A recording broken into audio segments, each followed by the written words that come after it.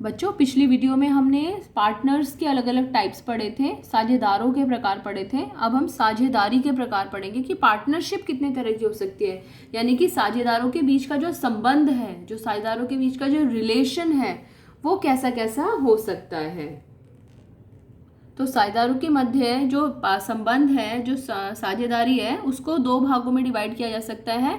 अवधि के आधार पर, यानी कि ड्यूरेशन, कितने समय के लिए वो पार्टनर्स हैं, या फिर दायित्व के आधार पर, लायबिलिटी। दायित्व दो तरह का होता है, कैसा कैसा, अभी तक दो तरह का दायित्व पढ़ा है हमने, सीमित और असीमित।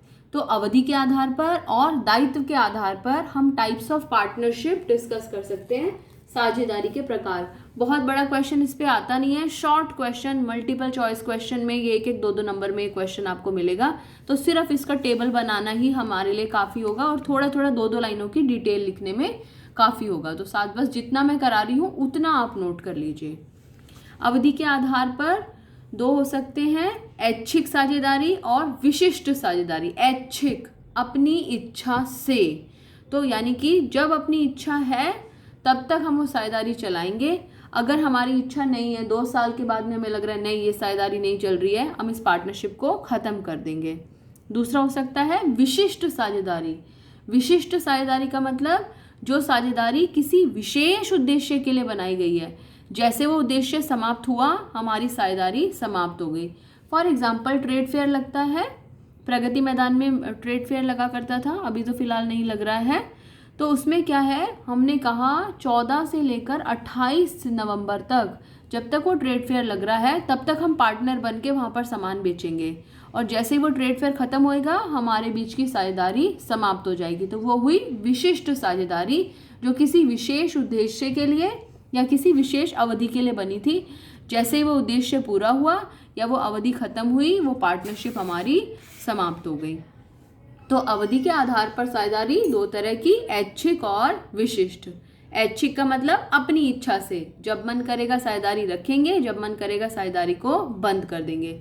विशिष्ट साझेदारी किसी विशेष उद्देश्य के लिए या फिर किसी विशेष समय के लिए। हमने कहा हम 2 साल के लिए पार्टनर्स बनेंगे। बहुत बड़ी बड़ी कंपनीज हैं जैसे हीरो होंडा, ये पार्टनरशिप का उदाहरण नहीं है, वैसे ये जॉइंट वेंचर का उदाहरण है, लेकिन एक एग्जाम्पल। तो हीरो और होंडा आपस में जुड़े, उन्होंने कहा हम 5 साल तक बिजनेस करेंगे, और जैसे ही वो 5 साल कंप्लीट हुए उसके बाद में कहा हम अलग अलग हो जाएंगे। ये 5 साल का फिक्स नहीं है, मैं वैसे एक एग्जांपल लेके बता रही हूँ, पर हाँ ये फैक्ट है कि हीरो और होंडा अब अलग हो चुके हैं। अब आप जितनी भी नई बाइक्स देखते हैं, जितनी भी नई मोटरसाइकिल्स देखते हैं बच्चों, तो उसके ऊपर हीरो लिखा हुआ है। जो पुरानी मोटरसाइकिल्स हैं उसके ऊपर हीरो होंडा लिखा हुआ था।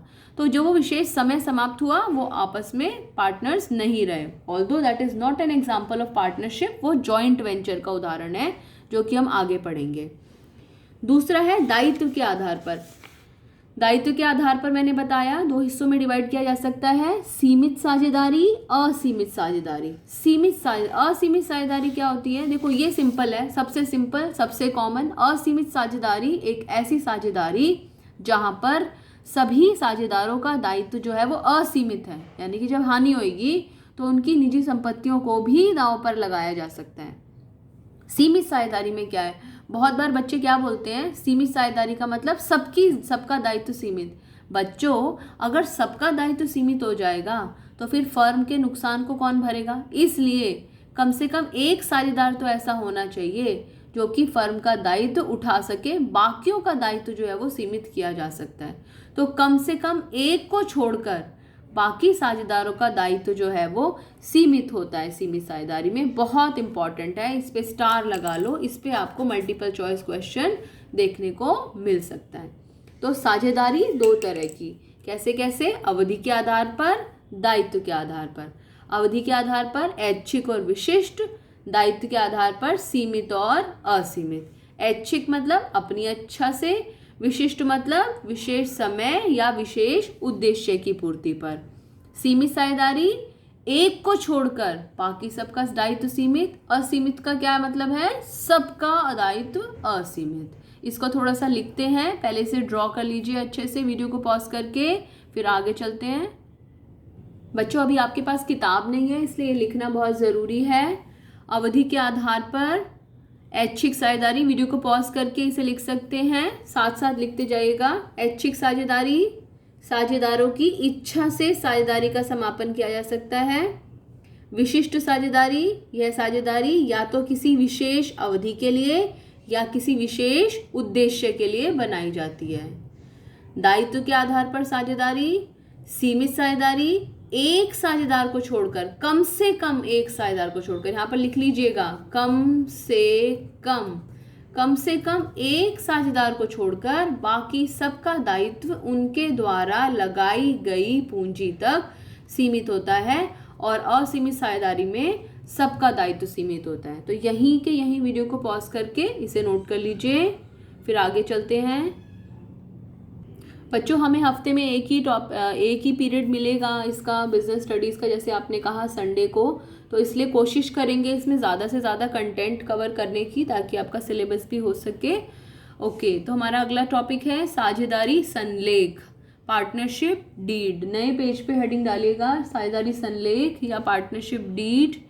साझेदारों के मध्य जो लिखित समझौता होता है, जो रिटन मैसेज है, रिटन समझौता है, एग्रीमेंट है, उसको साझेदारी संलेख कहा जाता है, पार्टनरशिप डीड कहा जाता है, ताकि साझेदारों के मध्य बीच में आगे चल के कोई लड़ाई ना हो।